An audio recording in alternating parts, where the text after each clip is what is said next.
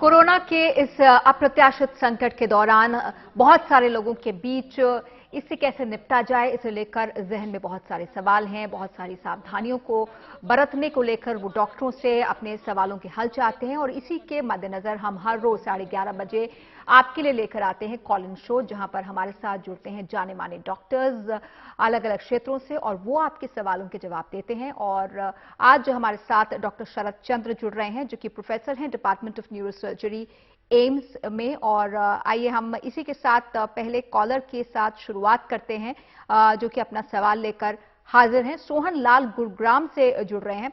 जी सोहन लाल जी, क्या सवाल है आपका, क्या जानना चाहते हैं आप डॉक्टर साहब से? सर जी, मैं बीड़ी बहुत पीता था जी। और अब मैंने बीड़ी भी छोड़ 1 महीना हो गया। अब खांसी पहले भी रहती थी, लेकिन अब जो है ज्यादातर सुबह के टाइम होती है, वो भी मलगम जब फंस जाता है। कई बार मैं नमक और काला नमक और अदरक थोड़ा सा मुंह में डाल लेता हूँ, उसको चूसता रहता हूँ, तब वो मलगम बाहर आता है, सफेद और काले रंग का। वो छोटी छोटी गांठें निकलती है, वो जो जमा हुआ धुआं है। तो वैसे पहले भी मैंने कई बार बीड़ी छोड़ दिया, ऐसे परेशान पहले भी रहा हूँ, लेकिन अब थोड़ा ये कोरोना का डर की वजह से थोड़ा वो है, नहीं तो ऐसी खांसी तो बहुत पहले भी काफी रही। अब ये है कि ये तो आपको लग रहा है कि कहीं, क्योंकि कोरोना में भी खांसी एक लक्षण रहते हैं, तो कहीं ये उससे तो जुड़ा हुआ नहीं है क्या? कोरोना का खतरा तो आपको नहीं है। चलिए हम डॉक्टर साहब से, जी डॉक्टर साहब से आपके सवाल का जवाब जानते हैं। डॉक्टर शरद चंद्र, ये अरसे से बीड़ी पीते रहे हैं और खांसी इन्हें पहले भी रही है, लेकिन अब ये चिंतित हैं क्योंकि कोरोना फैला हुआ है। जी जी जी, देखिए खांसी हमारे देश में बहुत ही ज़्यादा कॉमन है, पर्टिकुलरली जब सीज़न चेंज होते हैं, पर्टिकुलरली पोल्यूशन है, बहुत लोगों को सीओपीडी है, आस्थमा है। तो बात यह है कि अगर अभी लोगों को अक्सर खांसी होती है और अभी ये कोरोना का भी पैंडेमिक पहना है, तो आप कैसे इस दोनों के बीच में फ़र्क कर सकते हैं? एक तो कोरोना में मोस्ट इम्पॉर्टेंट है कि एक नई तरह के सिम्टम्स जो अभी आ रहे हैं। अक्सर जो खांसी होता है, बहुत ही सूखी खांसी होती है, बहुत इरिटेशन होती है, उसके साथ बुखार जो आता है कुछ दिन के लिए रहता है, फिर बुखार फिर कम हो जाता है। उसके बाद बहुत ही ज़्यादा वीकनेस लगती है, लगता है कि कुछ काम ही न कर पाए। और ये भी देखा गया है कि करीबन 30% लोगों में जो सेंस ऑफ स्मेल है, जो सूंघने की जो शक्ति है, वो भी चली जाती है। तो और बगल में अगर मान लीजिए और किसी कोई भी हॉटस्पॉट या कोई हॉटस्पॉट के साथ कांटेक्ट हुआ है, तो ये अक्सर ये सारा कुछ लेते हुए अगर इनको लगता है कि ये सिम्टम्स हैं, तो ये हर समय कोई भी नियर बाय सेंटर में जाके वहाँ पे दोबारा चेकअप करवा सकते हैं, स्क्रीनिंग करा सकते हैं। लेकिन अगर आप हॉलिस्टिकली देखें तो हमारा फिलहाल इस लॉकडाउन में ये रोल है कि we are all kind of, हम लोग सारे लोग अपने आप एक सेल्फ क्वारंटीन कर रहे हैं। तो क्वारंटीन का मतलब यही है कि जब हम एक अपने अपने माइक्रो एनवायरनमेंट में सेपरेट हो गए हैं, अगर हमें कोई भी माइनर सिम्टम्स होता है, यूजुअली ये इनको जैसे बता रहे हैं बहुत दिनों से इनको खांसी है, तो मेरे हिसाब से ज़्यादा चिंता नहीं होनी चाहिए। लेकिन खांसी के साथ बुखार भी परसिस्ट करता है, खांसी का इंटेंसिटी चेंज हो गया, तो इनको जाके चेकअप करवा सकते हैं। बिल्कुल, चेकअप जरूर कराना चाहिए। और अगर आपको खांसी के साथ बलगम है सोहनलाल जी, जैसा कि आप कह रहे हैं, तो इधर उधर थूकने से बचें, क्योंकि इस दौरान इसे लेकर काफी एहतियात बरती जा रही है। बहुत बहुत शुक्रिया हमारे साथ जुड़ने के लिए। और अभी इस वक्त हमारे साथ वरिष्ठ डॉक्टर वली भी जुड़ रहे हैं। बहुत बहुत स्वागत है डॉक्टर वली आपका हमारे शो में। और आपके जुड़ने के साथ ही हमारे साथ एक दूसरे कॉलर भी जुड़ गए हैं। संदीप जोशी हमें कॉल कर रहे हैं अकोला महाराष्ट्र से, और इनका सवाल क्या है आइए जानते हैं। बताइए संदीप जी, क्या जानना चाहते हैं आप डॉक्टर वली से? नमस्कार मैडम। जी नमस्कार। मेरा सवाल है मैडम, आज कोरोना वायरस को लेकर अभी जो फैल रहा है, इसको रोकथाम के लिए जो ऑफिस बिल्डिंग में जो सैनिटाइजिंग कियोस्क का यूज हो रहा है, वो कितपत कारगर है मैडम? सैनिटाइजेशन मशीन कितनी कारगर है, इनके कोई साइड इफेक्ट्स तो नहीं है, ये आप जानना चाहते हैं? पर इसका कोई दुष्परिणाम तो नहीं जी होता है? डॉक्टर वली, ऐसे बहुत सारे प्रयोग हमने देखे हैं कि जगह जगह सैनिटाइजेशन मशीन्स लगाई गई हैं, जिनमें अंदर घुसिए आपको पूरी तरह से सैनिटाइज करके बाहर निकालेंगी। ये कितने कारगर हैं और क्या इनके कोई साइड इफेक्ट्स हैं? देखिए, प्राइमरीली आपने जो पूछा है वो सैनिटाइजेशन के थ्रू हमारा गुजरना है, और इन्होंने जो पूछा है सैनिटाइज बिल्डिंग्स हो रही हैं, जो आपने विजुअल में दिखाया है। जी। इस हम लाइट ब्लीच सॉल्यूशन का हम सैनिटाइजेशन करते हैं। Technically sodium hypochlorite nascent chlorine उसमें से निकालती है, और क्लोरीन जो है वो बहुत अच्छा सफाई वाला पदार्थ है और सफाई करने की चीज़ है। लेकिन ह्यूमन आईज पर और ह्यूमन बॉडी पर आप ही के डॉक्टर साहब के ही ऑल इंडिया इंस्टीट्यूट से भी स्टेटमेंट आया है, और उनके यहाँ कई पेशेंट आंखों की जलन, सर दर्द वगैरह से एडमिट हुए हैं। तो ये सैनिटाइजेशन ईंट पत्थर के लिए, बिल्डिंग के लिए, रोड के लिए तो ठीक है, लेकिन हमारे लिए सबसे अच्छा सैनिटाइजेशन ये है, हाथ को साफ रखना, डिस्टेंस को बनाए रखना, और दूरी अब हम 2 मीटर से ज़्यादा बता रहे हैं। जी। तो ये सैनिटाइजेशन हमारे ऊपर छिड़कने के लिए नहीं है। Buildings okay, roads okay. आप कह रहे हैं कि स्प्रेइंग हमारे लिए, ह्यूमन बॉडी के लिए सही नहीं है। तो उम्मीद करते हैं आपको जवाब मिल गया होगा संदीप जी। आगे बढ़ते हैं, मंजीत सिंह हमारे साथ जुड़ रहे हैं समस्तीपुर से, बिहार से, और इनसे जानते हैं इनका सवाल। बताइए। हेलो जी बताइए मंजीत जी अपना सवाल। मंजीत सिंह जी, आप अपना सवाल पूछ सकते हैं। सर, मेरा सर डॉक्टर साहब से ये सवाल है जी। कि हम सर मान लीजिए कि हम पेशेंट हैं 3, 4, 5 साल से, क्या हम घर पे खांसी की, बुखार के, हमको बार बार डॉक्टर के पास जाना पड़ेगा क्या? ठीक है। डॉक्टर शरद चंद्र, आमतौर पर मौसम बदलता है तो बहुत सारे लोगों को सर्दी खांसी की, बुखार की शिकायत हो जाती है। अब लॉकडाउन है तो डॉक्टर के पास भी जाना संभव नहीं है, तो ऐसे में आम लोग क्या करें? देखिए, मैंने जैसे बताया, ये अगर आपको लग रहा है कि ये नई तरह के सिम्टम्स हैं, तो आपका बुखार जो है बिल्कुल उतर नहीं रहा है, खांसी लगातार चल रही है, अक्सर में बोलते हैं कि सूखी खांसी होती है, लेकिन हो सके बलगम के साथ भी आए हैं, और इस समय पे आप देखिए, वैसे भी आप अपने घर में क्वारंटाइन हैं, आप सारे प्रिकॉशंस ले रहे हैं। हाँ, और इस समय इस तरह का एडवाइस थोड़ा मुश्किल होता है, क्योंकि बहुत सारे लोगों में यही एक डरपन रहती है कि मेरे को कहीं कोरोना तो नहीं हो गया है। कोरोना का जो सिम्टम्स होता है थोड़े अलग किस्म की होती है। तो अगर आपको लगे कि आपका बुखार उतर नहीं रहा है, खांसी कंटिन्यू हो रही है, और आपको बहुत सारा वीकनेस लग रहा है, तो उस समय आप जाके डेफिनेटली एक बार टेस्टिंग दिखवा सकते हैं, एक बार स्क्रीनिंग करा सकते हैं। दूसरा, हमारा इंडेक्स ऑफ सस्पेशन ज़्यादा हाई हॉटस्पॉट्स के लिए होता है।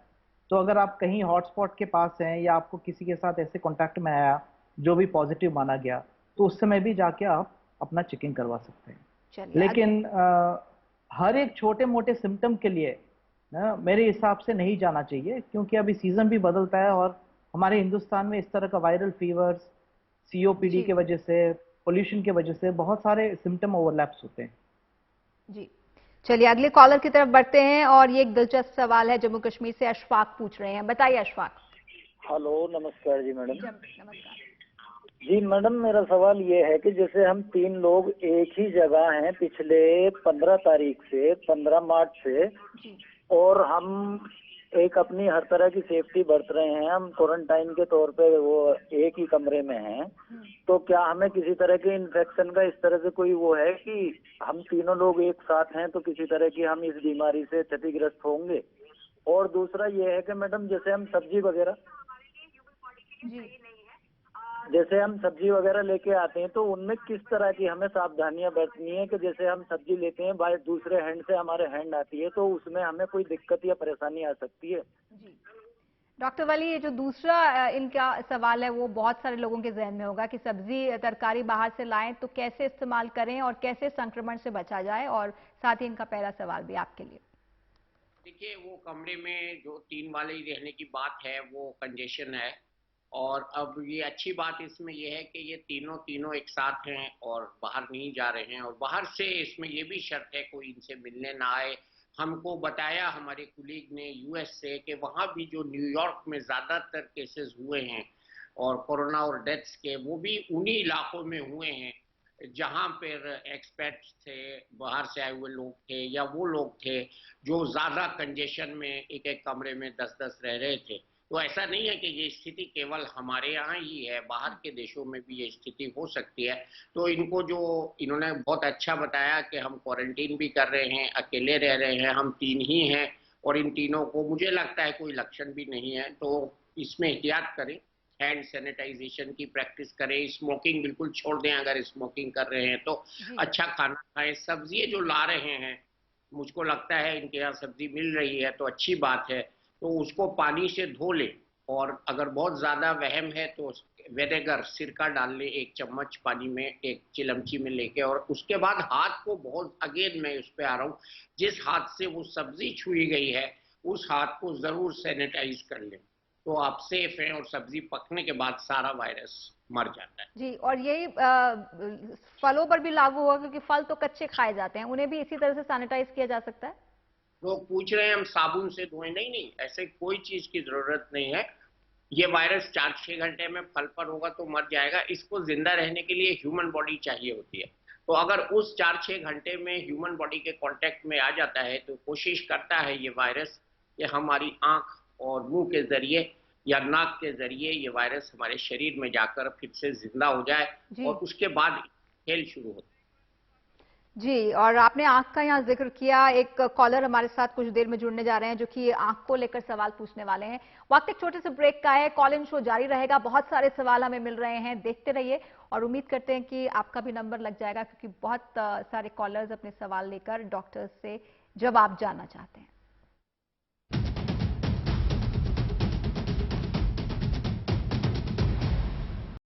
आप देख रहे हैं एनडीटीवी इंडिया पर हमारा विशेष कॉल इन शो, जिसमें हम आपके सवालों के जवाब देते हैं, और हमारे साथ जाने माने डॉक्टर्स रोज जुड़ते हैं। इस वक्त डॉक्टर शरद चंद्र एम्स से और डॉक्टर मोहसिन वली, जो कि जाने माने चिकित्सक हैं, हमारे साथ जुड़े हुए हैं। डॉक्टर वली, आप ब्रेक से पहले आंखों के जरिए वायरस के फैलने की बात कह रहे थे, इसी से जुड़ा एक सवाल राकेश चोपड़ा पूछ रहे हैं। जी राकेश जी, क्या सवाल है? आप अपना टीवी बंद कर सके, क्योंकि ये आवाज एको हो रही है। जी, मेरा प्रश्न ये है कि क्या संक्रमण जो है वो आंखों के रास्ते भी फैलता है, और अगर ऐसा है तो आंखों के बचाव के लिए कोई गाइडलाइंस क्यों नहीं जारी की जाती? हमें क्या करना चाहिए? क्योंकि मुंह और नाक के लिए तो मास्क लगा दिया, आंखों के लिए क्या? जी, वाजिब सवाल है, आंखों के लिए क्या करें डॉक्टर वली? है, और आपके सवाल में ही आपका जवाब छुपा हुआ है। आंख में इंफेक्शन जब जाएगा जब मेरी उंगली जो है आंख पर लगेगी और जिसमें संक्रमण है। अदरवाइज मोस्ट ऑफ पीपल चश्मा लगाते हैं या आंख दूर ही रखते हैं हाथों से, तो ये आंखों का बचाव अगर हम करेंगे तो फिर हम तो सूरदास हो जाएंगे, तो ऐसा नहीं करेंगे।